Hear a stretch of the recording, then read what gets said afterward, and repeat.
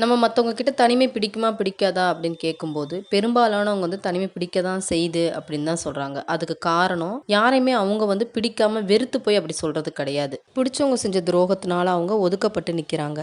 ஒருவேளை உங்களுக்கும் தனிமை பிடிக்கும், இல்ல தனிமையில இருக்கிறேன் அப்படின்னீங்கன்னா, அந்த தனிமை நீங்களா எடுத்துக்கிட்டதா, இல்ல மத்தவங்கனால குடுக்கப்பட்டதா அப்படின்றத நீங்க கமெண்ட்ல சொல்லிருங்க. நம்ம கொஞ்சம் விலகி இருக்க வேண்டிய சில நபர்கள். 1, எப்ப பார்த்தாலும் நம்மள குறை சொல்லிக்கிட்டே இருக்கிறவங்க.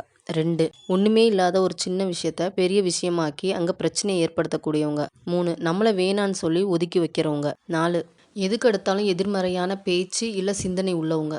5, ரொம்ப பொய் பேசக்கூடியவங்க. 6, கெட்ட பழக்கவழக்கங்கள் உள்ளவங்க. நம்மளோட வாழ்க்கைக்கான முன்னேற்றத்துக்காக நம்ம புதுசா ஒரு செயல செய்ய ஆரம்பிக்கிறோம் அப்படின்னும்போது, நம்மள சுத்தி இருக்கிறவங்க அதிகபட்சம் என்ன பண்ணுவாங்க? நம்ம எப்படியும் அந்த வேலையில இறங்கிடக்கூடாது அப்படின்றதுக்காக, நம்மள ரொம்ப டிஸ்கரேஜ் பண்ணி பேசுவாங்க. ஏளனமா பார்ப்பாங்க, சிரிப்பாங்க. அத தவிர அவங்களுக்கு வேற என்ன முடியும்? இல்ல என்ன தெரியும்? சும்மா நிண்டு வேடிக்கை பார்க்குறவங்களுக்கெல்லாம், கஷ்டப்பட்டு முன்னேறவங்களோட வலியும், வேதனையும் எப்படி புரியும்? அதனால எதையுமே கண்டுக்காம நீங்க பாட்டு உங்களோட வேலையில மட்டும் கவனத்த செலுத்துங்க. ஒரு நபர் தப்பு செய்கிறாங்க, இல்லை வார்த்தைகளால் பேசி நம்மளை காயப்படுத்திக்கிட்டே இருக்கிறாங்க அப்படின்னும்போது அவங்கள சொல்லி குறையே இல்லைங்க.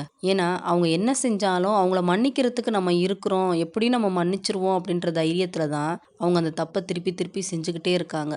அப்போ திருந்த வேண்டியது அவங்க இல்லை, நம்ம தான். நான் சொல்கிறது சரிதான் அப்படின்னு நீங்கள் நினச்சிங்கன்னா இந்த வீடியோக்கு ஒரு லைக் கொடுத்துட்டு உங்களோட ஒப்பீனியன் எனக்கு கமெண்ட்டில் சொல்லிடுங்க.